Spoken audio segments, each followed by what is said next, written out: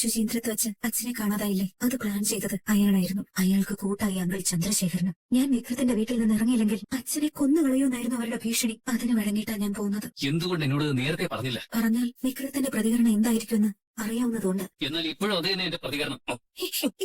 വിക്രം പോകരുത്, പറയുന്നതൊന്ന് കേൾക്ക്. ഏതാ മാറിക്ക. അങ്ങനെ ഒരുത്തരെ പേടിച്ച് ജീവിക്കേണ്ട കാര്യം എനിക്കില്ല. ഞാൻ കൈകാര്യം ചെയ്തോളത്. വിക്രത്തിന് അതിന് കഴിയുമെന്ന് എനിക്കറിയാത്തത് കൊണ്ടല്ല, പക്ഷെ അതുകൊണ്ട് മാത്രം പ്രശ്നം തീരില്ല. എനിക്ക് വേണ്ടത് അവരെ അച്ഛന്റെയും സമൂഹത്തിന്റെ മുൻപിൽ എക്സ്പോസ് ചെയ്യാന്നുള്ളത്. കമ്പനികളിൽ അവർ നടത്തിയിട്ടുള്ള വലിയ അഴിമതികളുണ്ട്, അതെനിക്ക് പുറത്തു കൊണ്ടുവരണം. അതിന്റെയൊക്കെ രേഖകൾ സംഘടിപ്പിക്കാനായി ഞാനൊരാളെ ചുമതലപ്പെടുത്തിയിട്ടുണ്ട്.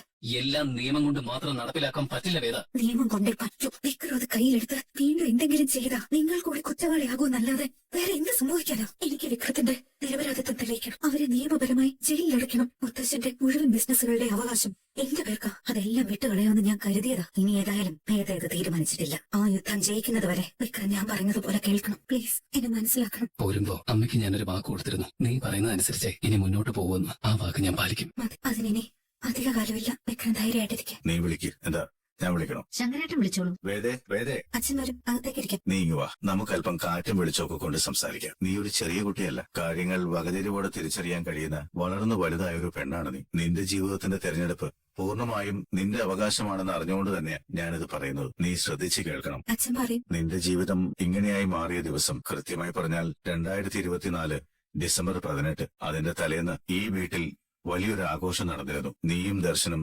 വിവാഹം ചെയ്യാനുള്ള തയ്യാറെടുപ്പിലായിരുന്നു. അതൊക്കെ കഴിഞ്ഞ കഥകളല്ലേ അച്ഛൻ? ഞാൻ പറയട്ടെ വേദേ, ഇത്രയും നാളും ഞാനൊന്നും മിണ്ടാതെ ജീവിച്ചില്ലേ? മോള് അച്ഛൻ പറയുന്ന ഒന്ന് ആദ്യം കേക്ക്, എന്നിട്ട് ആലോചിച്ചൊരു തീരുമാനം എടുക്ക്. ആ വിവാഹം നടന്നിരുന്നെങ്കിൽ നിന്റെയും നമ്മുടെയൊക്കെ ജീവിതമേ മാറിപ്പോയനെ. പക്ഷേ നീ ഒരു വാശിക്ക് വേണ്ടി തെരഞ്ഞെടുത്തത് മറ്റൊരു ജീവിതം. ലോകത്താരും കേട്ടാ പോലും വിശ്വസിക്കാത്ത ആ തീരുമാനം എന്തിനു വേണ്ടിയായിരുന്നുവെന്ന് എനിക്ക് ഇപ്പോഴും മനസ്സിലായിട്ടില്ല. കെട്ടിയ താലിയുടെ പവിത്രത കാത്തു സൂക്ഷിക്കാനാണെന്നൊക്കെ പറഞ്ഞ് നിനക്ക് മുത്തശ്ശിയെ പറ്റിക്കാം. പക്ഷേ എന്നെ പറ്റിക്കാനാവില്ല. ഞാൻ സ്വയം സമാധാനിച്ചത് നീ നിന്നെ അധിക്ഷേപിച്ചവനെതിരെ നിന്റേതായ രീതിയിൽ പ്രതികാരം ചെയ്യാൻ ഒരു വഴി കണ്ടെത്തിയെന്നായിരുന്നു. എന്നാലും അത് അപകടമാണെന്ന് അറിഞ്ഞുകൊണ്ട് തന്നെ ഞങ്ങൾ പലപ്പോഴും നിന്നെ വീണ്ടും വീണ്ടും തിരിച്ചു വിളിച്ചു. പക്ഷേ നീ വന്നില്ല. പതിയെ പതിയെ നീ ആ കുടുംബത്തിന്റെ ഒരു ഭാഗമാവുന്നതും ഞങ്ങൾ നിനക്ക് അന്യരെ പോലെയായി മാറുന്നതും ഞങ്ങള് വേദനയോടെ കണ്ടുനിന്നു. ശരി, സമ്മതിച്ചു. നിനക്ക് ഇവിടത്തെക്കാൾ സ്നേഹവും പരിഗണനയും അവിടെ നിന്ന് കിട്ടുന്നുണ്ടെന്ന് തോന്നിക്കാണും. ഞങ്ങളെക്കാൾ മികച്ച മാതാപിതാക്കളാണ് വിക്രമിന്റേതെന്ന് നീ വിചാരിച്ചു കാണും. ഞങ്ങൾക്കതിൽ വിഷമമൊന്നുമില്ല. പക്ഷെ ഒറ്റ ചോദ്യത്തിന് നീ ഉത്തരം പറയണം. ഇത്രയേറെ സമയമെടുത്ത്, ഇത്രയേറെ എഫേർട്ട് എടുത്ത് നീ വിക്രമിന്റെ ഭാര്യയായി ജീവിച്ചിട്ട് അവനെതിരെ ഉണ്ടായ ഓരോ കേസുകളിലും അവന് വേണ്ടി ഹാജരായി രക്ഷിച്ചെടുത്തിട്ട് അവനെ നിനക്ക് നന്നാക്കാൻ കഴിഞ്ഞു? ഇപ്പോഴും ശ്രീകാര്യ ശ്രീനിവാസനൊരു കാര്യം പറഞ്ഞ പഞ്ചപുച്ഛമടക്കി അനുസരിക്കുന്ന ഒരു ഗുണ്ട മാത്രമല്ലേ അവൻ? അല്ലെങ്കിൽ ഈ ഒരു വർഷം കൊണ്ട് നീ പ്രൂവ് ചെയ്യണമായിരുന്നു അവനെല്ലാം ഉപേക്ഷിച്ച് ജോലി ചെയ്ത് കുടുംബം നയിക്കുന്ന ഒരു നല്ല മനുഷ്യനായി മാറിയെന്ന് ഉറപ്പുവരുത്തണമായിരുന്നു. അതിന് നിനക്ക് കഴിയാത്തിടത്തോളം നിങ്ങളുടെ ദാമ്പത്യം ഒരു തികഞ്ഞ പരാജയമല്ലേ മോളെ? നീ നയിക്കുന്നത് ഇപ്പൊ ഒരു ജീവിതമല്ല, വെറും ഒരു നാടകമാണ്. ഭാര്യയായിട്ടല്ല, ഭാര്യയുടെ വേഷം കെട്ടിയാ നീ അവിടെ കഴിയുന്നത്. ഈ രീതിയിലാണ് നീ മുന്നോട്ട് പോകുന്നതെങ്കിൽ ആ നാടകത്തിലെ അടുത്ത രംഗത്തിൽ നിനക്ക് കരുതി വെച്ചിട്ടുള്ളത് ഒരു വിധവയുടെ വേഷമായിരിക്കും. അറിയാത്ത ആരുടെയോ കത്തുമണിക്ക് വേണ്ടി കാത്തുവച്ചിരിക്കുന്ന ജീവിതത്തിന്റെ ആയുസേ നിന്റെ ഭർത്താവെന്ന് പറയുന്ന വിക്രമനുള്ളൂ എന്ന് നീ എന്താ മനസ്സിലാക്കാത്തത്? എന്നാൽ ഇപ്പോഴും ദർശനെ കുറിച്ച് ആലോചിച്ച് നോക്ക്. നീ നിശ്ചയിക്കുന്ന ഏത് സമയത്തും ദർശൻ നിനക്ക് വേണ്ടി ഓടിയെത്തിയിട്ടുണ്ട്. എത്രയോ തവണ ദർശൻ വിക്രമിന് വേണ്ടി ഹാജരായിട്ടുണ്ട്. ഒരു സമയത്ത് വിക്രം നന്നാവുമായിരിക്കുമെന്ന പ്രതീക്ഷയിൽ ദർശനോട് കോടതിയിൽ ഹാജരാകാൻ ഞാൻ വരെ ആവശ്യപ്പെട്ടിട്ടുണ്ട്. എപ്പോഴെങ്കിലും ഏതെങ്കിലും സമയത്ത് ദർശൻ നോ എന്ന് നിന്നോട് പറഞ്ഞിട്ടുണ്ടോ? വിക്രമോത്തുള്ള ജീവിതം എന്ന് പറയുന്നത് ഒരു ഞാണിന്മേൽ കളിയാണ് മോളെ. അയാൾക്ക് മാറാൻ കഴിയില്ല.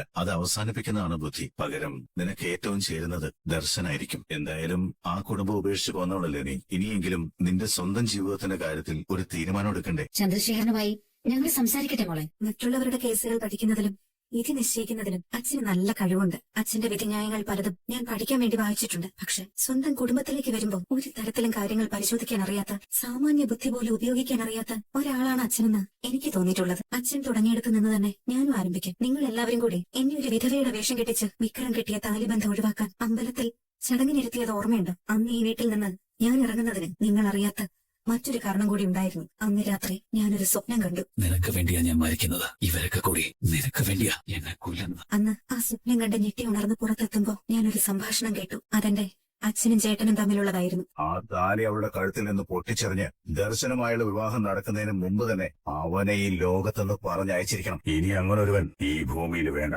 ഞാൻ മുഖേന മറ്റെന്ത് തന്നെ നഷ്ടപ്പെട്ടാലും ഒരു ജീവൻ നഷ്ടപ്പെടുന്നത് എനിക്ക് സഹിക്കാനാവുമായിരുന്നില്ല. അച്ഛൻ വിചാരിക്കും പോലെ ഞാൻ വിക്രമിന്റെ വീട്ടിലേക്ക് പോയത് പ്രതികാരം ചെയ്യാനല്ല, ഒരു ജീവന് കാവൽ നിൽക്കാനായിരുന്നു. പക്ഷെ അത്രയും കാലം ഞാൻ മനസ്സിൽ പൂജിച്ച നീതിയുടെയും ന്യായത്തിന്റെയും കാവൽ ദേവത എന്ന എന്റെ അച്ഛന്റെ വിഗ്രഹം ആ നിമിഷം മനസ്സിൽ ഉടഞ്ഞുപോയി. അച്ഛൻ പറഞ്ഞില്ലേ, വിക്രമിന്റെ അച്ഛനോടും അമ്മയോടും എനിക്ക് കൂടുതൽ ഇഷ്ടം തോന്നിയിട്ടുണ്ടാവാമെന്ന്. സ്വന്തം അച്ഛനമ്മമാരെക്കാളും ഒരു മക്കൾക്കും മറ്റൊരാളോടും അത് തോന്നില്ല. പക്ഷെ ആ അമ്മ എന്നെ കുറിച്ച് മാത്രം ഓർത്ത് ഒരുപാട് കരഞ്ഞിട്ടുണ്ട്. ആ അച്ഛൻ അക്രമത്തിനും വിക്രമിന്റെ തെറ്റായ ജീവിതത്തിനും എന്നും എതിരായിരുന്നു. പക്ഷെ ഒരിക്കൽ പോലും അക്രമത്തിന്റെ അതേ ഭാഷയിൽ തിരിച്ചടിക്കണമെന്ന് പറഞ്ഞിട്ടില്ല. പിന്നെ ദർശൻ, ആ മനുഷ്യനെ നിങ്ങൾക്ക് ആർക്കും മനസ്സിലാവില്ല. പുതിയ ഭാഷയിൽ ബെസ്റ്റ് എന്നൊരു വാക്കുണ്ട്. എല്ലാവരും അത് തെറ്റായിട്ടാണ് ഉപയോഗിക്കുന്നത്. പക്ഷെ ആ വാക്കിന്റെ ഏറ്റവും ശുദ്ധമായ അർത്ഥത്തിൽ he is my best friend. എന്ന് ആ വിവാഹം വേണ്ടെന്ന് ഞാൻ തീരുമാനിച്ചു. ആ നിമിഷം മുതൽ മരണം വരെ എന്റെ കൂട്ടുകാരനായി എന്നോടൊപ്പം നിൽക്കാൻ തീരുമാനിച്ചവനാണ് ദർശൻ. ഒരു താലിച്ചരടിന്റെ കെട്ടുകൊണ്ട് ഞങ്ങളുടെ അടുപ്പത്തിന്റെ ആഴം അളക്കാൻ നോക്കരുത്. പിന്നെ മറ്റുള്ളവർ അങ്ങനൊരു വിവാഹം ആഗ്രഹിക്കുന്നത് മുത്തശ്ശന്റെ വിൽപത്ര പ്രകാരം നമ്മുടെ സ്ഥാപനങ്ങൾ ആരുടെ കയ്യിലേക്കാണ് അവസാനം എത്തിച്ചേരുക എന്ന ആശങ്ക. സ്വന്തം സ്ഥാപനങ്ങളും കുടുംബത്തിൽ നിന്ന് കൈവിട്ടു പോകരുതെന്നുള്ള ജാഗ്രത. അതിനപ്പുറം ഒന്നുമില്ലച്ച. ഇനിയും കുറെ കാര്യങ്ങൾ പറയാനുണ്ട്. പക്ഷെ സമയമായിട്ടില്ല. അല്ലെങ്കിൽ പലരുടെയും താല്പര്യങ്ങൾക്ക് പിന്നിൽ എന്താണെന്ന് കൂടി ഞാൻ അച്ഛനെ ബോധ്യപ്പെടുത്തേണ്ടി വരും. പിന്നെ ജീവിതത്തെയും നാടകത്തെയും പറ്റിയുള്ള അച്ഛന്റെ കമ്പാരിസൺ അത് തെറ്റിപ്പോയി. ജീവിതമുള്ളത് വിക്രമിന്റെ വീട്ടില, സാക്ഷാൽ നാടകം അരങ്ങേറുന്നത് നമ്മുടെ വീട്ടില. അത് അച്ഛൻ മനസ്സിലാക്കാത്തത് എന്റെ കുറ്റമല്ല. ഇനി എനിക്ക് ഒന്നും പറയാനില്ല. യെസ്, ഒരാളെ കാണാൻ വന്നിട്ടുണ്ട്. വരാൻ പറ. ആ വാ ജോണി, ഇതാണ് ഞാൻ പറഞ്ഞ ജോണി, വാസവന്റെ ബ്രൂട്ടസ്. ഇരിക്കും. ഇരിക്കണോ? വേണ്ട, ഞാൻ ഇവിടെ നിന്നോളാം. എന്താ ഇൻഫർമേഷൻ? പുളിക്കൻ നാഗർകോവിലുണ്ടെന്ന് വിവരം കിട്ടിയിട്ടുണ്ട് സാർ. ആ വിക്രമിന്റെ കൂട്ടുകാരില്ലേ, അതിലൊരാളുടെ ഫ്രണ്ടിനാ വിവരം കിട്ടി. അവരും വാസവനും ഇപ്പൊ ഒറ്റക്കെട്ടായോ? വിക്രം അല്ലെന്ന് വാസവൻ സാറിന് മനസ്സിലായി. അതിന്റെ കാരണം മനസ്സിലായില്ലേ? ജോണി ഒരു കാര്യം ചെയ്യും, അവരോടൊപ്പം നാഗർകോവിലേക്ക് പോകാൻ നോക്കാം.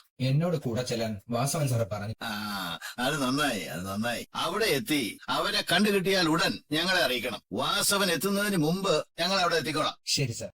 എന്നാ വിട്ടോ, ബാക്കി പിന്നെ നോക്കാം. ജയാന്തേ, നമ്മൾ ആ പരിസരത്ത് തന്നെ ഉണ്ടായിരിക്കണം. ഇവിടെ നാഗർകോവിലോ? അതെ, ഇവിടെ നിന്ന് വാസവൻ അവിടെ എത്തുമ്പോഴേക്കും കാര്യം അവസാനിപ്പിച്ച് നമുക്ക് മടങ്ങണം. കരിനീല കണ്ണുള്ള പെണ്ണ് മഴവില്ലിൻ ചിറകുള്ള പൂണി